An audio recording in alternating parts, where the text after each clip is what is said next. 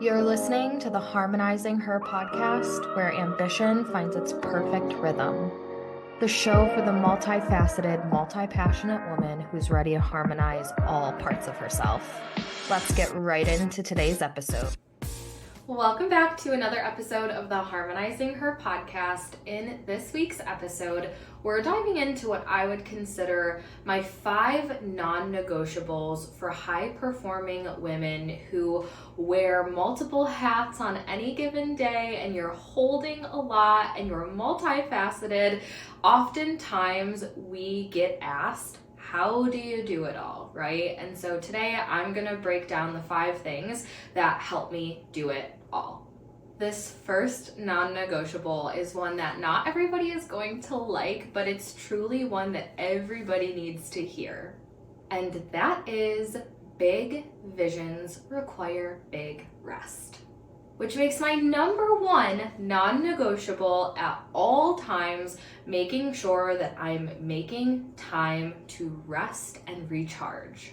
Now, if you've been here for a minute, especially if you're in one of my programs, you know that one of my core values, my North Star, my mission, my belief system is that well-nourished, overflowing women change the world. Because when we are so full and we have all that access, we have so much to give, we show up better for our family, we show up better for our clients, we show up better for our business, we show up better for ourselves, and it just genuinely makes the world a better place. Even in fuller or busier seasons of life and business, I always prioritize my sleep. I have a little nightly ritual where I take my magnesium drink and I put on my red light and I take some melatonin and I make sure that I am getting high quality sleep every single night, or at least as much as possible. And so if you're one of those people who powers through late night work sessions and you stay up till 1, 2 in the morning trying to just finish the thing, finish the project, get the job done, you wake up exhausted, that carries into the next day, you're groggy, you're not clear, you don't have access to your intuition like you would do if you recharged your cup, and that's just going to continue to spill into the next day, into the next day, into the next day. If you're someone who scrolls on TikTok until midnight, which that one is personally my vice. I am not like a late night work girly, but sometimes I get trapped in the TikTok rabbit hole. And so just being really mindful of what are the patterns that are playing out in my nightly routine that might be preventing me from getting true quality, consistent, sustainable rest, which is going to catapult me further and faster every single day that I prioritize that. The bigger the vision, the bigger the dream, the bigger the revenue, the bigger the business, the bigger you need to rest.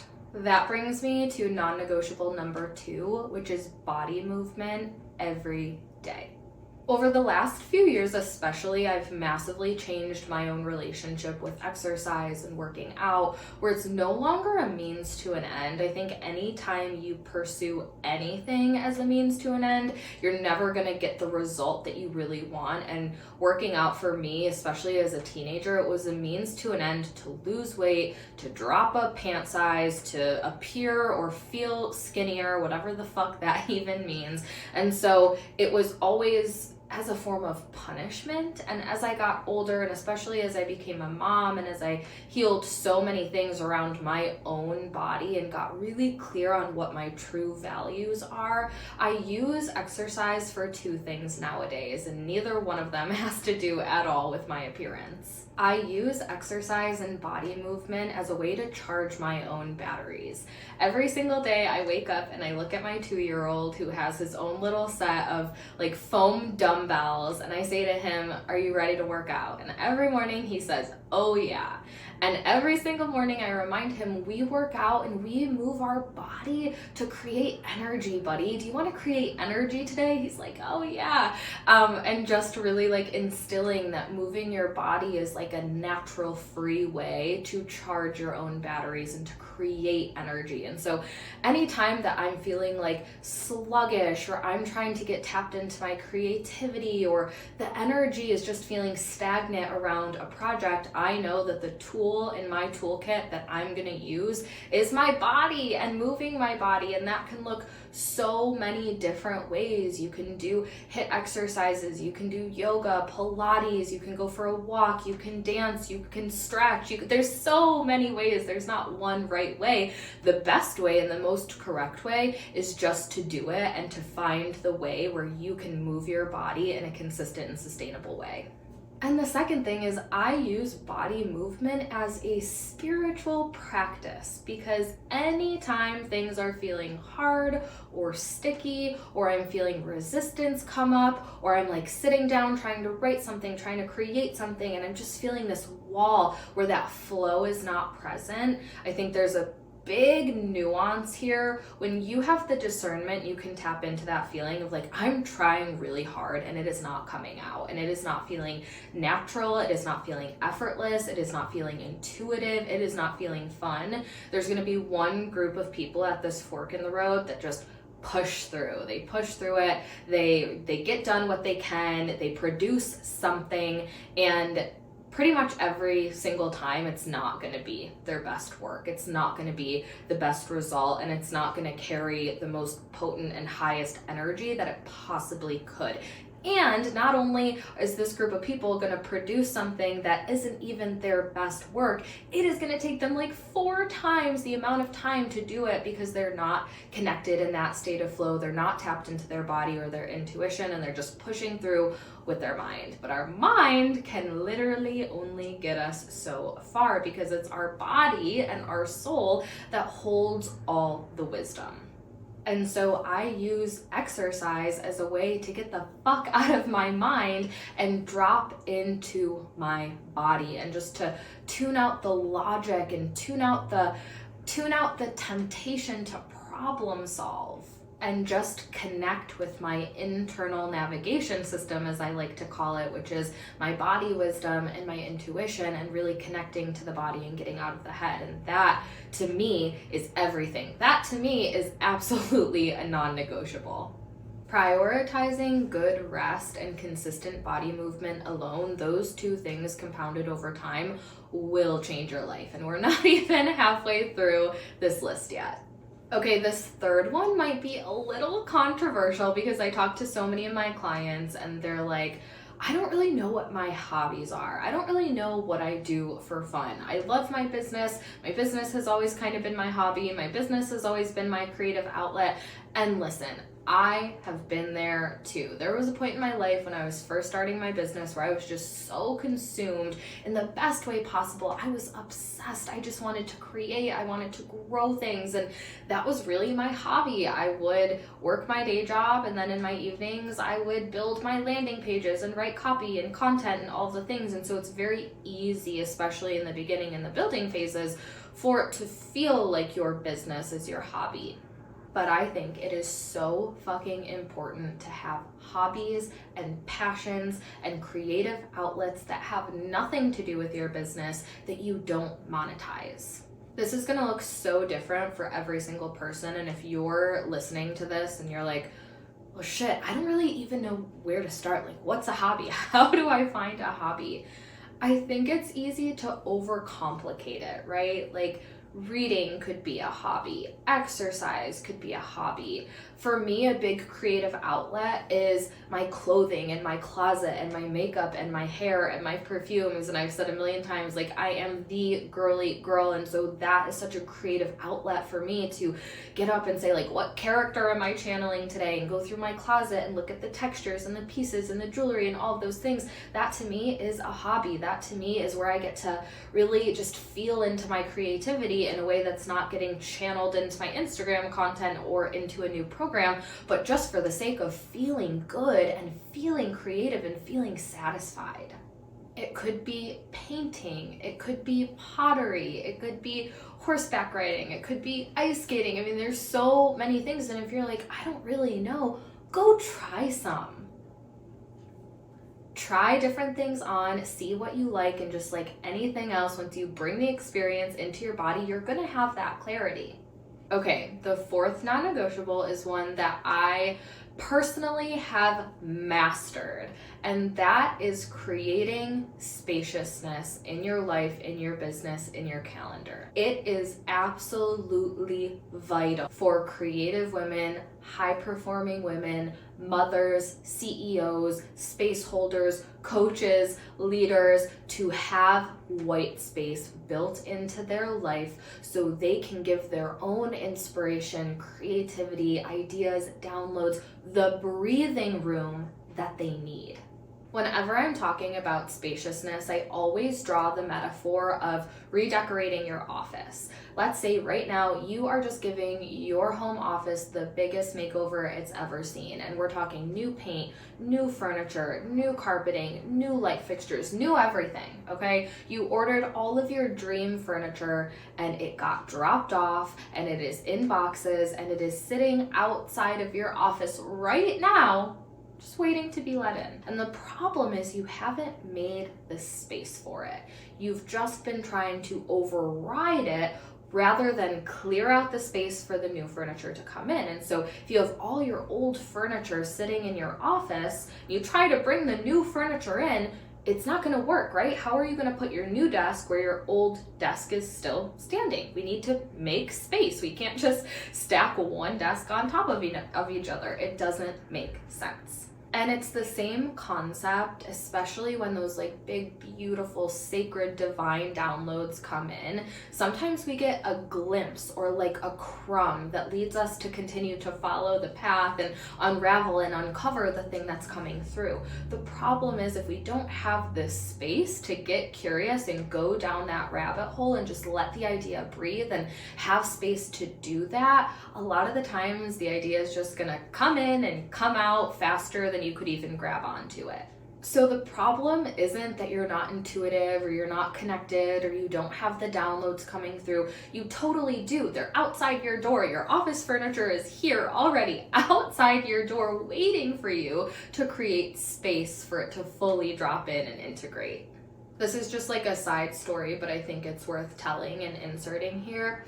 White space doesn't mean like hours and hours of doing nothing every single day.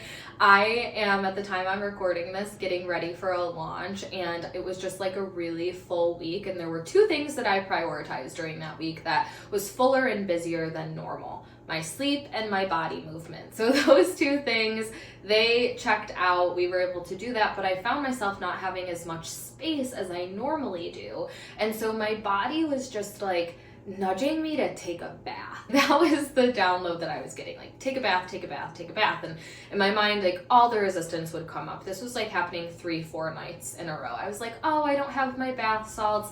I don't really feel like getting wet. I'm just so tired. I was just making it this huge mind drama unnecessarily. And it was like the fourth night where I was like, oh, I think I want to take a bath, but I don't know. And my husband was like, get your ass in the bathroom, run the water, get your red light, and just take a bath. And I was like, okay, I will, because I've been getting the nudge, the breadcrumb. The breadcrumb is take a bath. It's really easy to overlook that and be like, no, I'm too tired. The bath isn't going to lead me to some legendary idea. But those are the breadcrumbs. That's the body connection that like kind of going backwards now, but like once you connect to the body and you're moving the body and you're dropping into your body regularly, those cues are going to be so much easier for you to pick up on and hear and recognize. So right away, I knew the prompt to take a bath was coming from my intuition, and my mind just kept putting it off.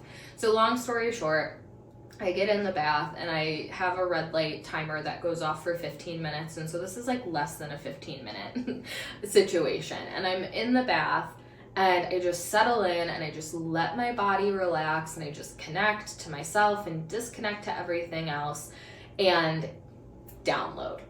The name of your masterclass needs to change. It needs to be this. This is why you haven't stumbled across this name. This is why the resistance is coming up. Like, it was this big fucking massive breakthrough of like, here's a really important pivot that you need to make during your launch. This is the title that you're going to use. I automatically was like feeling some resistance coming up to it. My body, intuition, God, whatever you call it, was like, this is why you're feeling this way. This is why it's a breakthrough. This is what you have to process and see. And I was like, oh my God, like for days, my body's like, hey, I have something to tell you. The furniture's here. Like, let me in, give me space to come through. And because I had a fuller week than normal, it wasn't coming through. And so, like I said, my body was like, hello, hello, answer the door. I'm ignoring the knock. It's not that the knock isn't there. It's not that the idea and the clarity isn't there. It's that I was ignoring it. And that's what happens to so many of us so often. And that is why spaciousness and creating space in your schedule and having white space is so important. Okay, and the fifth and final non-negotiable for high-performing women who are wearing multiple hats and harmonizing multiple things is investing in yourself.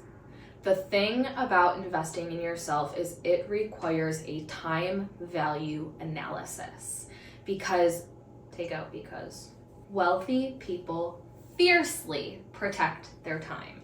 And so if it comes down to potentially going down a rabbit hole and figuring something out that you could figure out, and it might take you 3 hours to figure it out, but you totally could, versus investing someone who can do it for you in 30 minutes, that's the time value exchange to say, could I figure this out in the 3 hours that it would take me and DIY it? Totally.